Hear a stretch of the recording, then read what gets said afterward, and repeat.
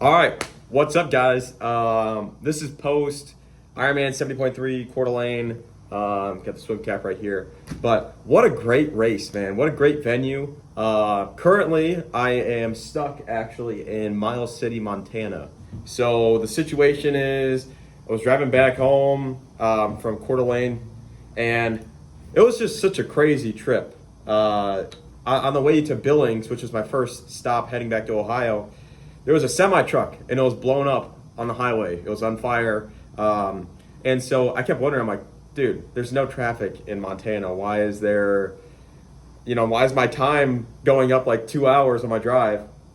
Well, I get to one of the exits and there's a bunch of cops and they're basically like, they had us all get off, and talking to them, they were basically telling them about the situation where there's a semi truck that was on fire and the fire department had been trying to put it out for hours and it was still on fire. So it was all shut off. They're like, you can either do gridlock and wait there or just find another way to get to your destination.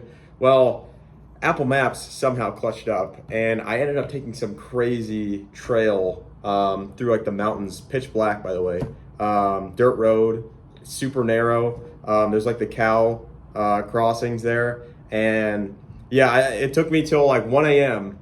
to get to Billings, and I'd been up since 3 for Coeur d'Alene. So it was a bit of a long day, but to the story of why I'm stuck here, I ended up actually having my car break down. Well, it was about to break down on the road. I first got my check engine light right as I was leaving Billings, and I have one of my one of those code scanners in my truck.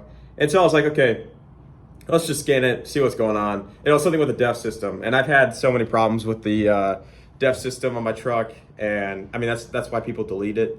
I have not deleted mine yet. I think that it's caused so many problems, and it doesn't really affect your car when you're driving, so I was like, yeah, whatever. Well, come to find out, I get about another hour into the drive, and I get my battery warning light coming on saying that my car is entering into power saving mode and it is shutting off non-vital systems. So that included the AC, stuff like that. So I started to be like, oh no, dude, this is getting serious.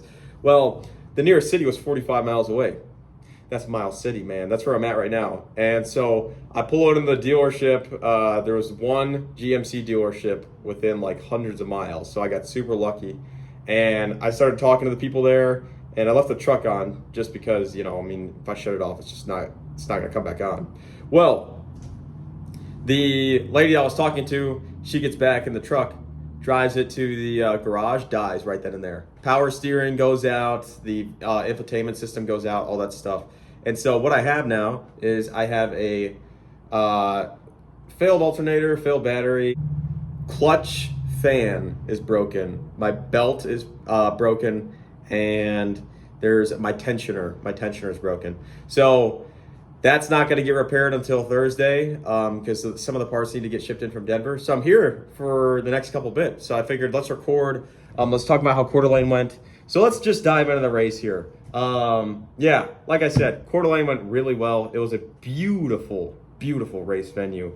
I'm 100% coming back, whether it's next year or in 2 years or 3 years, whatever. If they host a full year again, which they did for the longest time, they haven't in a while, I will definitely do a full Ironman here. I mean, it's gorgeous, right? Now I come from sea level, and this was about 2,200 feet above sea level. So I don't really feel the elevation that much, but it is a very difficult course. The bike had 3,400 feet of elevation gain. The swim is through a pretty choppy fresh water. I thought the swim was great. There were a lot of people that were complaining about it.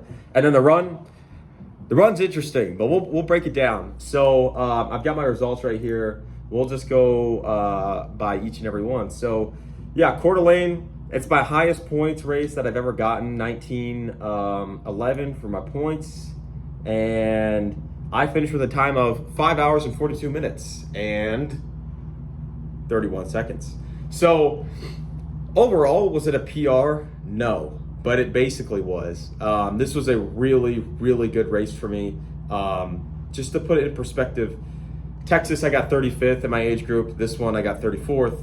I finished in Texas in like the top 26 percentile. This top 23 percentile. That's of all the racers. So we're improving, and this was with a terrible block. You got to think, I had graduation, I had moving all my stuff from Milwaukee to Ohio, then going down to Georgia, then going to Florida, then coming back to Ohio, then starting up work, and then driving out here. It was a terrible training block, but when I did train, it was really good. It was just I didn't have much consistency. I wasn't able to, but very good race. The swim was basically a PR. I did it in 34 minutes and 14 seconds. Again, people said that the water was super choppy. I didn't think it was that bad, honestly. But I have a lake house on Lake Michigan, so I'm used to doing open water swimming in the big lake where you got real waves. This is just chop, it's whatever. But 34 minutes, 14 seconds, almost a PR. I think Louisville was 34 minutes and 4 seconds. Now that's a downriver swim. So I would say that I would call this maybe a PR with a little bit of salt or a little grain of salt there, because 10 seconds slower in a much harder circumstance, I'll take it. T1 was a little slow. It was 4 minutes and 51 seconds. T2 was 3 minutes and 8 seconds. Almost PRs right there. But it's hard to say if your transitions were really a PR because every course is different. Every course is different from, how soon you get to your actual transition area, as far as the distance between when you're getting out of the water and stuff.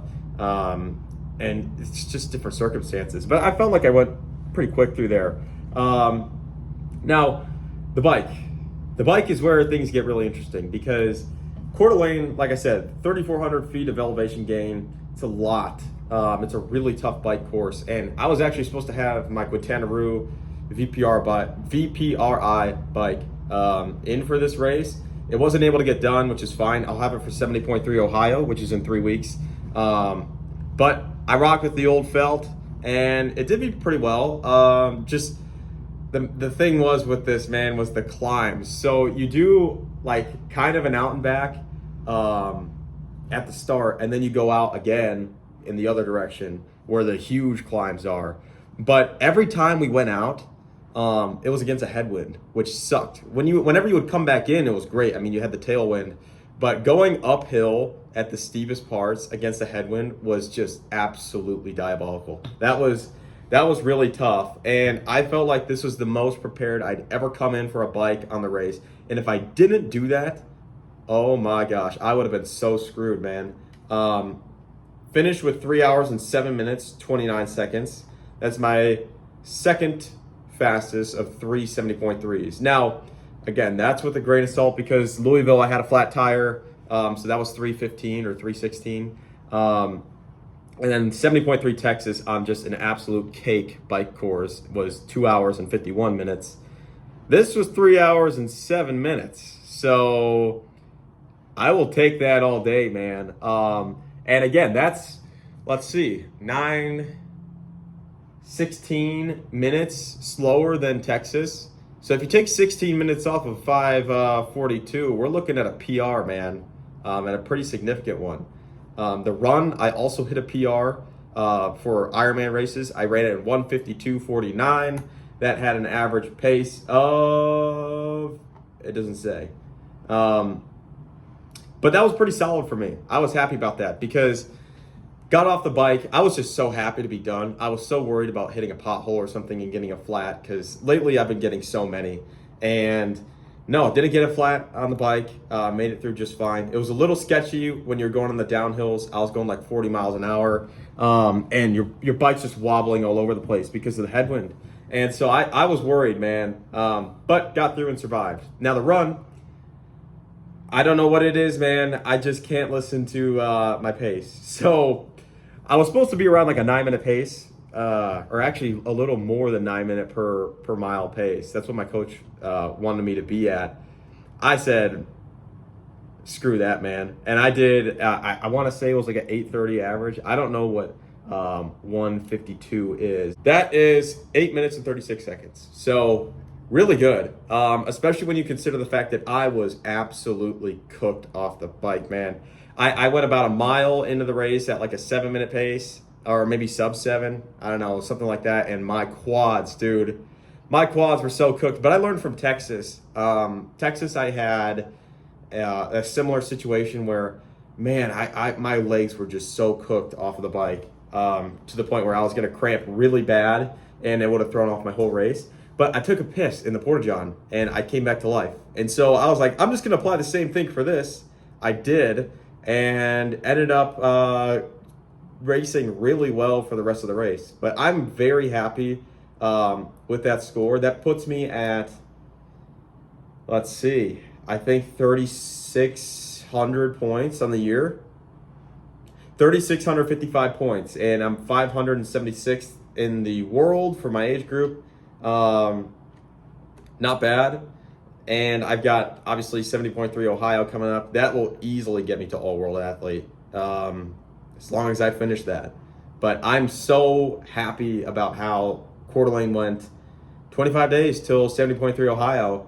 But yeah, great race, great venue. I will definitely be back. Really cool trip heading out west. Obviously, some unfortunate circumstances right now, but overall, very happy with how things went. I will catch up with you guys maybe for some training before 70.3 Ohio. Peace.